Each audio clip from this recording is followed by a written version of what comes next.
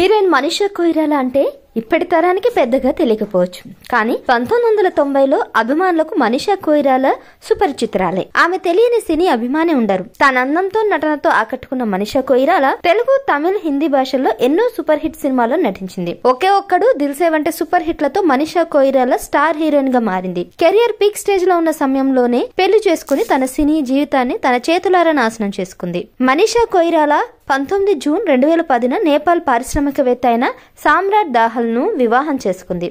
పెళ్లైన 6 నెలలకే ఇద్దరి మధ్య అభిప్రాయ భేదాలు తలెత్తాయి. దీంతో తన భర్త సామ్రాట్ దాహల్ కు విడాకులిచ్చింది. అయితే పెళ్లికి ముందు మనీషా కొయిరాలా చాలా మందితో ప్రేమాయణం సాగించిందనే వార్తలు అప్పట్లో వైరల్ అయ్యాయి. సెలబ్రిటీలతో మనీషా కొయిరాలా ఎఫైర్స్ పెట్టుకుందంటూ వార్తలు వచ్చాయి. చాలా మంది హీరోలతో ప్రేమాయణం సాగించినా అవి పెళ్లి వరకు దారి తీయలేదు. నానా పటేకర్ తో మనీషా కొయిరాలా ఎఫైర్ సాగించిందనే వార్త అప్పట్లో సంచలనం సృష్టించింది. నానా పటేకర్ తో పాటు Vivek Mushran, DJ Hussain, Cecil Antony, Aryan Vaid, Prashant Chaudhary, Crispin Conroy, Tariq Premji, Rajiv Mulchandani మరియు క్రిస్టోఫర్ డోరిస్లతో మనీషా కొయిరాలా ప్రేమాయణం నడిపిందని గుసగుసలు వినిపించాయి. విడాకులు తీసుకున్న తర్వాత మనీషా కొయిరాలా ఓ ఇంటర్వ్యూలో మాట్లాడుతూ, నా జీవితంలో ఒక వ్యక్తిపై నాకు ప్రేమ ఎప్పుడూ లేదు అంటూ విఫలమైన తన వివాహం గురించి చెప్పుకొచ్చింది. జీవితంలో తన భర్తే శత్రువు అని తెలిపింది. పెళ్లైన 6 నెలలకే నా భర్త నాకు శత్రువు అయ్యాడు. ఓ మహిళకు ఇంతకంటే దారుణం ఏముంటుంది అని ఆవిడ చెప్పుకొచ్చారు. సినిమాలకు దూరంగా ఉంటున్న ఒకప్పటి ఈ హీరోయిన్ సోషల్ మీడియాలో మాత్రం యాక్టివ్ గా ఉంటుంది ఎప్పటికప్పుడు. మనీషా కొయిరాలాకు సోషల్ మీడియాలో భారీ ఫాలోయింగ్ ఉంది. తన అభిమానుల కోసం ఫోటోలు, వీడియోలను సోషల్ మీడియాలో షేర్ చేస్తూ ఉంటుంది.